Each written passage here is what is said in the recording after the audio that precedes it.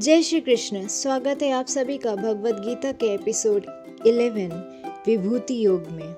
इस एपिसोड की बात करने से पहले अगर आप लोगों ने पिछले 9 एपिसोड नहीं देखे हैं तो प्लीज़ जाके देखिए, क्योंकि हम जैसे जैसे आगे बढ़ते हैं वैसे वैसे श्री कृष्ण के बताए हुए नियमों को अपने अंदर डालते हैं, और उन नियमों को सही से समझने के लिए हमें पहले से क्रम को समेटना होगा और फिर हमें समझ में आएगा कि असलियत में भगवत गीता का रोल क्या है, जो कि सिर्फ अपनी ज़िंदगी में ही नहीं हमारे आसपास की ज़िंदगी में भी उतरता है।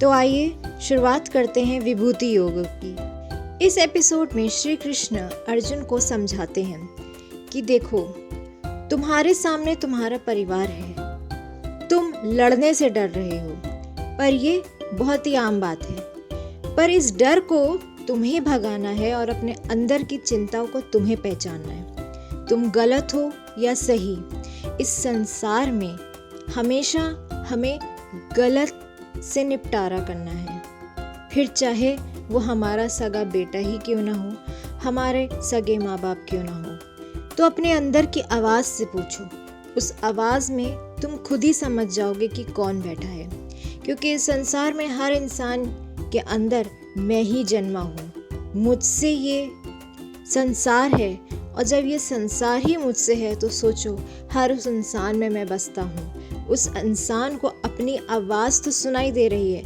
पर उस आवाज़ में मैं बैठा हूँ।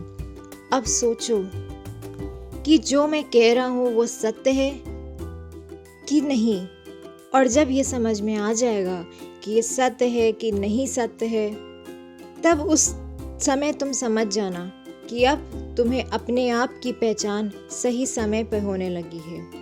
और वो ही सही समय पे आना, ये पहचानना है कि मैं उस इंसान की आवाज़ में व्यस्त हूँ, मैं उस इंसान की आवाज़ में वास करता हूँ, इंसान के अंदर वास करता हूँ, इंसान के मन रग में वास करता हूँ।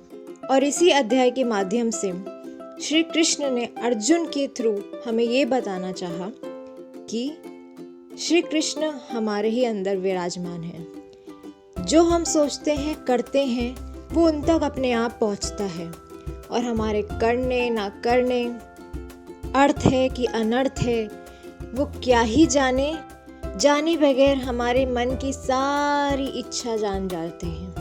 पर दिशा देना इस इंसान का काम है, और उसी इंसान की दिए गई दिशा पे निर्भर करते हैं हमारे कर्म। तो कर्म करते चलो और कहते चलो, राधे राधे।